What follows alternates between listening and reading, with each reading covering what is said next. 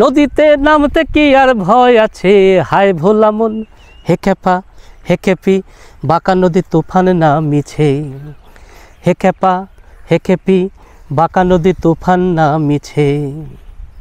শুধু দর্শক মণ্ডলী, আসলে আমাদের কলাতিয়ার মানুষের বুকে যে তুফান চলছে, সেই তুফানটাকে নিবারণের জন্য আজকে আমি হাজির হয়েছি একদম কলাতিয়া খালের ধলেশ্বরীর একদম কিনারায়, যেখান থেকে এই মুখগুলো, এই খালের যে স্রোতের মুখ, যেখান থেকে ধলেশ্বরীর নদীর পানি এই খালে প্রবাহিত হতো, সেই জায়গাটার মধ্যে আসছি।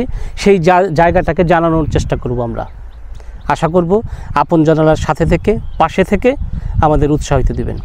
দর্শক শ্রোতা, আমি যে জায়গাটায় অবস্থান করছি সেটা হলো আমার বাম দিকে, অর্থাৎ এই বাম দিকে হলো কলাতিয়া খাল, এবং এই ডান দিকে হলো আপনার কলাতিয়া খাল বয়ে গেছে আপনার ধলেশ্বরীর কিনারায়। এই যে জায়গাটা দেখছেন, এই জায়গা দিয়েই হলো, বা এই হলো খাল। এই খালকে ভরাট করে এই দেখুন, এই যে আপনার মুখটাকে পুরোটাই বন্ধ করে দিয়েছে। যাই হোক, এই এলাকার জনগণ হোক আর ধলেশ্বরীর পলিমাটি পড়ে হোক, এই জায়গাটা বন্ধ হয়ে গেছে।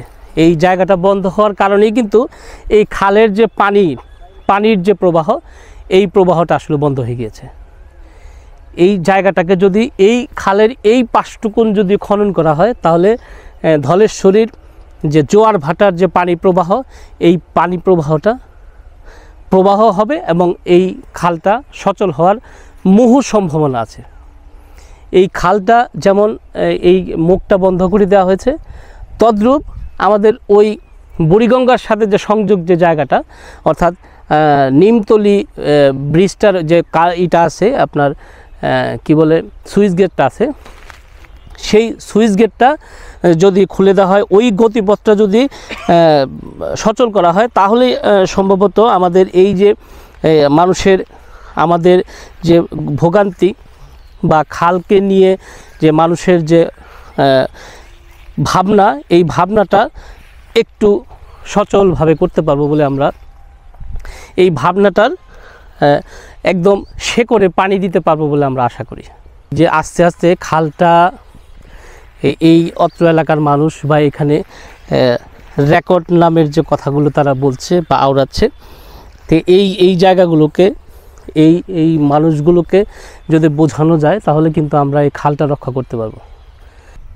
তো আমরা আরেকটু যদি ভেতরের দিকে প্রবেশ করি, এই যে ভেতরের দিকে আমরা যাই, ভেতরের দিকে দেখবো, এই দেখেন ওইখান থেকে ইন্ডাস্ট্রি হয়ে গেছে, অর্থাৎ খাল বন্ধ করে এখানে ইন্ডাস্ট্রিও হয়ে গেছে।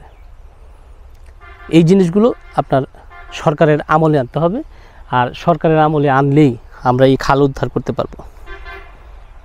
খালটা শুধু কলাতের উপর দিয়ে যায়নি, খালটা আপনার এদিক দিয়ে হজরতপুরের কিছুটা অংশ, কলাতিয়া তো বটেই, তারপর শাক্তা, তারানগর, এই কয়েকটা ইউনিয়ন, প্রায় 4টা ইউনিয়নের মধ্য দিয়ে কিন্তু এই খালটা প্রবাহিত হয়েছে। আমরা যদি সবাই একত্রিত হয়ে এই খালটাকে নিয়ে, এই খালটার ভাবনায় যদি আমরা ভাবনাটা করতে পারি, তাহলেই কিন্তু আমরা এই খাল রক্ষার জন্য প্রশাসনকে সাহায্য করতে পারবো, পাশাপাশি আমরাও উপকৃত হব। পাশাপাশি আমরা জানার চেষ্টা করব, এই এলাকার লোকজনের সাথে কথা বলবো। এখানে একজন কৃষকের সাথে আমাদের দেখা হলো। আমি, ভাই কেমন আছেন? আসসালামু আলাইকুম। আমরা আসলে, আপনি তো এই এলাকার না? এই বাড়িটাই আপনার না? তাহলে তো আপনার এইটা সম্বন্ধে আপনার অনেক আইডিয়া আছে, বা এই খালটা সম্বন্ধে আইডিয়া আছে। এই যে পানি প্রবাহটা বন্ধ হওয়ার কারণটা কি? এটা খুলছিল আগে, খুলছিল তো বড় নদীটা গাছের রুম যায়। হ্যাঁ হ্যাঁ হ্যাঁ, কালী নদী, ওই নদীটা একটা না লইয়া এখানটা ঢুকছে, ঢুকে এই জায়গাটা ভরট হয়ে গেছে। তার মানে নদীর মাটিতেই নদীর পলি মাটি পড়ে এলো, এটা বন্ধ হয়ে গেছে। এই দিক দিয়েই তো আমরা কলাতিয়ার খালে ঢুকতাম, এবং এইটাই তো আপনার ওই যে পাশে যে সিং নদী, ওই যে আপনার যে ব্রিজের ওইখানে ওইটা সিং নদীর মাথাটা, এই জায়গাটুকু, এটা কি আপনার দখল হয়ে গেছে নাকি এখন কি রেকর্ড হয়ে গেছে নাকি? আরএস রেকর্ড হয়ে গেছে, আরএস আছে। এটা বেশিরভাগ দেখলে কেউ সিএস আছে আরএস আছে। না, যদি আপনার খালটাকে রক্ষা করতে হয় সেক্ষেত্রে তো এখানে খনন করতে হবে, এই মুখের সাথে এই করতে হবে। সরকারের ব্যাপার, সরকারের কথা বুঝুন না। না না, ওইটাই আর কি। একটা কথা শুনে, মানে যারই জমি আছে, জমি তো সহজে দিবার চাইব না, একটা কথার কথা। ওখানে সরকারে যদি চায় যে জমি আমার দরকার, আমার দেল নেবো, তো বাধ্যগতভাবে জমি না জমি সেটাই আমরা, আপনার যার জমি তার উপর তো প্রেশার নাই। আমার কথা হলো যদি এই যে এই মুখটা বের করতে হয়, নদীর সাথে যদি সংযোগটা করতে হয়, তাহলে তো এই মুখটা কোনো না কোনো ভাবে কারো না কারো জায়গার উপর দিয়ে যাবে। আপনার এই জায়গার উপর দিয়ে যদি রাস্তা যেত তা আপনার তো দিতে হইতো না। এই খালের জন্য যদি এই জায়গাটা ই করা হয়, এই মুখটা খুললেই তো কলাতিয়া খালটা আবার সচল হয়ে যাবে, তাই না? আবার ওখানে তো ওই খালটার মুখের থেকে যদি সোজা যায়, সোজা গেলে নদীতে যাবো, আর এখানে গেলে বাইরে বহুত দূর চর। আর ওই না না, আমি আগের যে খালটা, আগের খালটা কি ওই পাশ দেখেছে? ওই যে হ্যাঁ হ্যাঁ, ওই যে একটা দেখা যায় না, এই যে পুকুরের পানাগুলি। হ্যাঁ হ্যাঁ হ্যাঁ, এই কচুরি পানা কি ওদিকটা চলে গেছে না? এইটা তো আপনার ডোবা ছিল মনে হয়, এটা ডোবা।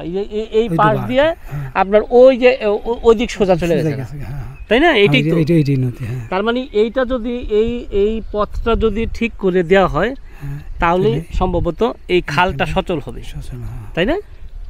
Thank you. শুধু দর্শক মণ্ডলী, আমরা এইখানে যারা স্থানীয় তাদের সাথে কথা বললাম, তাদের সাথে কথা বলে জানার চেষ্টা করলাম, এবং আমরা আসলে জানলামও এবং আপনাদের জানাতে চেষ্টা করলাম যে খালটা রক্ষা করার জন্য যে প্রথম যে কাজটা হবে সেটা হলো এই নদীর সাথে যে সংযোগ যে জায়গাটা ভরাট হয়ে গিয়ে এই গতিপথটা নষ্ট করে ফেলেছে, পানির যে গতিটা নষ্ট হয়ে গেছে জোয়ার ভাটা না হওয়ার কারণেই এই জলাবদ্ধতা বা আপনার এই জোয়ার ভাটা না কারণেই আপনার এই খালটা অসংরক্ষিতভাবে রয়ে গেছে।